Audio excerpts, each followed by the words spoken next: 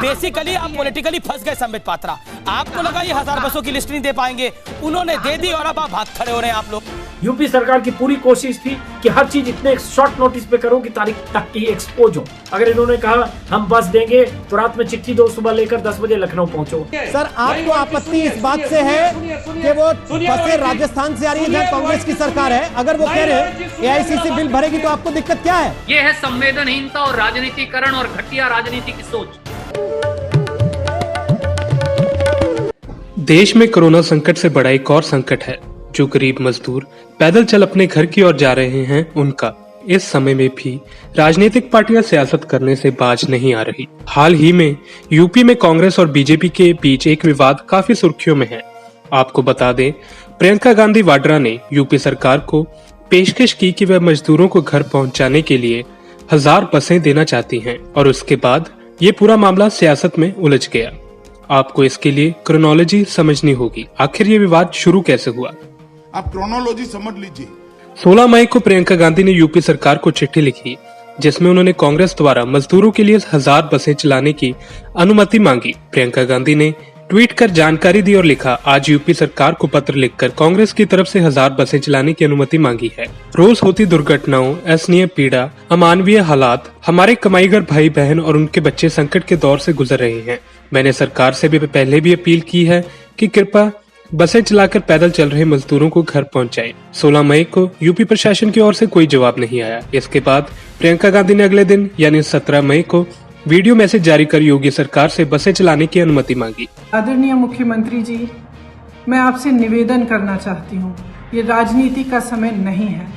हमारी बसें बॉर्डर पे खड़ी हैं, हजारों श्रमिक भाई बहन पैदल बगैर खाए पिए दुनिया भर की मुसीबतों को उठाते हुए अपने घर की ओर चल रहे हैं। हमें उनको मदद करने की अनुमति दीजिए, हमारी बसेस को परमिशन दीजिए ताकि हम उनको सही सलामत अपने घर पहुंचा पाए। धन्यवाद। 18 मई 2 दिन बाद योगी सरकार के मुख्य सचिव अविनाश अवस्थी की तरफ से चिट्ठी आती है जिसमें उन्होंने लिखा कि प्रियंका गांधी के प्रस्ताव को मंजूरी दे दी गई है। 18 मई को ही एक और चिट्ठी अविनाश अवस्थी की तरफ से जारी होती है जिसमें लिखा है, कृपया समस्त बसों सहित उनके फिटनेस एवं चालक के ड्राइविंग लाइसेंस के साथ 10 बजे सुबह सेक्टर 15-16 जिला अधिकारी दफ्तर लखनऊ उपलब्ध कराने का कष्ट करें। कांग्रेस नेता सुरजेवाला ने इस पर सवाल उठाए हैं। 18 मई को हम ये पत्र लिखते, पूरा दिन निकल जाता है, कोई जवाब आदित्यनाथ जी का आता नहीं। आप मुझे बताइए, रात को 11 बजे 18 मई को पत्र लिखकर कह रहे हैं ये सारी बसें फिटनेस सर्टिफिकेट ड्राइविंग लाइसेंस के साथ सुबह 10 बजे लखनऊ में उपलब्ध करवाई। यह है संवेदनहीनता और राजनीतिकरण और घटिया राजनीति की सोच। हम 2 घंटे के अंदर उनको वापस पत्र लिखते हैं। 18 मई को 11:40 रात पे ये पत्र आता है, 19 मई सुबह 2:10 पे, यानी 2 घंटे के अंदर हम पत्र लिखकर उन्हें कहते, या अगले दिन 11:05 पर जवाब आता है कि अच्छा अब लखनऊ मत दीजिए, अब आप ये सारी बसें 500 बसें नोएडा और 500 बसें गौतम बुद्ध नगर में 12 बजे तक उपलब्ध करवाई। एक और बड़ी बात, योगी आदित्यनाथ ने इंडिया टीवी को दिए इंटरव्यू में ये दावा किया था कि आज से यानी कि 18 मई से 3 दिन पहले उन्होंने कांग्रेस से बसों की लिस्ट मांगी थी। ये कैसे पॉसिबल है कि 18 से 3 दिन पहले यानी कि 15 मई को उन्होंने लिस्ट मांगी, पर प्रियंका गांधी ने तो 16 मई को 1000 बसों देने का पेशकश की थी और सरकार ने जवाब 18 मई को क्यों दिया? इस पर सीनियर पत्रकार अजीत अंजुम ने भी कुछ सवाल किए हैं। लेकिन यहाँ मामला थोड़ा गड़बड़ है कि आप योगी जी किस आधार पर कह रहे हैं कि हम 3 दिन से मांग रहे हैं, जो ऑफर ही 2 दिन पहले मिला और जिसमें एक्सेप्ट ही उसी सुबह हुआ जिस सुबह वो बाइट दे रहे हैं, जिस दोपहर इंटरव्यू दे रहे हैं, तो 3 दिन की बात कहाँ से? आगे बढ़ते हैं। उसके बाद संदीप सिंह ने, जो प्रियंका गांधी के सचिव, उन्होंने रात को 18-19 की दरमियानी रात को यही चिट्ठी लिखी 2 बजे रात को करीब यूपी सरकार को कि भाई आप वहां लखनऊ मंगा रहे हैं 1000 बसों को ले जाना, ये संसाधनों की बर्बादी है, बॉर्डर पर लोग फंसे हैं, तो बॉर्डर पर बसें तैनात रहेंगी और यहाँ जो भी जांच आपको करना है यहाँ कर लीजिए, आप एक ऑफिसर हैं, कैसे आप लखनऊ बसें मंगा रहे हैं?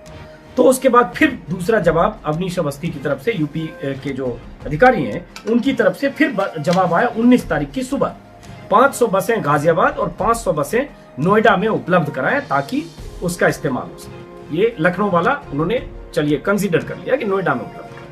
यूपी सरकार की पूरी कोशिश थी कि हर चीज इतने शॉर्ट नोटिस पे करो कि तारीख तक की एक्सपोज हो। अगर इन्होंने कहा हम बस देंगे तो रात में चिट्ठी दो, सुबह लेकर 10 बजे लखनऊ पहुंचो। उसके बाद अगर आधी रात को कहा लखनऊ कैसे पहुंचे तो कह दिया चलो सुबह 12 बजे यहाँ पहुंचो। ये सही है कि जब आप कह रहे हो बॉर्डर पर है तो बॉर्डर पर पहुंच जाओ, लेकिन बॉर्डर पर बसें थी नहीं, जहां भी थी बस। हालांकि उसके विजुअल प्रियंका गांधी की तरफ से ट्वीट किया गया, आज भी दिख रहा है विजुअल, आप देख रहे हैं। आगे कहानी बहुत दिलचस्प है, वो फिर बताता हूँ। उसके बाद कहानी असली इसमें ट्विस्ट आया कि सुबह मतलब सुबह नहीं, 19 तारीख की दोपहर सुबह जो भी कहें करीब 12 बजे के आसपास से शुरू हुआ इसमें। क्योंकि इस बीच यूपी में जो टीम योगी की इन्वेस्टिगेटिंग टीम थी, उन लोगों ने पूरी जांच कर ली लिस्ट की कि लिस्ट में क्या गड़बड़ी है। जो वो करना चाहते थे वो काम पूरा हो गया, ऑपरेशन ऑफर। इसके बाद संबित पात्रा का ट्वीट आया जिसमें उन्होंने कुछ गाड़ियों के नंबर दिए और लिखा, प्रियंका वाड्रा ने जो तथाकथित बसों की लिस्ट सौंपी है उसमें काफी गाड़ियां अनफिट हैं, कुछ एम्बुलेंस हैं, कुछ कार, कुछ ट्रैक्टर और स्कूटर, इसमें भी घोटाला। बीजेपी की तरफ से इसे भी अब घोटाले में बदल दिया गया है। संबित पात्रा इसके बाद लगातार प्रियंका गांधी को एक्सपोज करने में जुट गए। पत्रकार सुप्रिया भारद्वाज ने ट्वीट किया, अब जब बसें यूपी बॉर्डर पहुंच गई हैं, तो स्थानीय प्रशासन कह रहा है कि उन्हें ऊपर से कोई सूचना नहीं है, वह बसों को आगे जाने नहीं दे सकते। एक तरफ तो मुख्य सचिव फरमान देते हैं कि बसों को गाजियाबाद नोएडा ले आओ, दूसरी तरफ अब हमें यूपी में घुसने ही नहीं दिया जा रहा। आखिर हो क्या रहा है? इसके बाद प्रियंका गांधी के निजी सचिव संदीप सिंह और उत्तर प्रदेश कांग्रेस अध्यक्ष अजय लल्लू धरने पर बैठ जाते हैं और इसके बाद संदीप सिंह और अजय लल्लू पर मुकदमा दर्ज कर इनको हिरासत में ले लिया जाता है। आपको बता दें कि दोनों के खिलाफ बसों की लिस्ट में गलत जानकारी देने का आरोप लगाया गया है। ने दिया है, हम 1000 बसें हमारी तैयार है, हमको जाने दीजिए नोएडा। और आपके प्रशासन ने चिट्ठी लिखी है, चिट्ठी लिखी है कि 500 गाड़ी नोएडा और 500 गाड़ी आप हमें लिखित में दे दो, हम आपको अलाउ नहीं करेंगे। पहले मास्क लगा के बात करिए, इसीलिए मास्क की खुद निकले पॉजिटिव तो ना जाए। आप हमें चिट्ठी दे दो, आप परमिट नहीं हो जाएंगे। अपनी चिट्ठी दे दे भाई। दिन भर आपके सरकार आप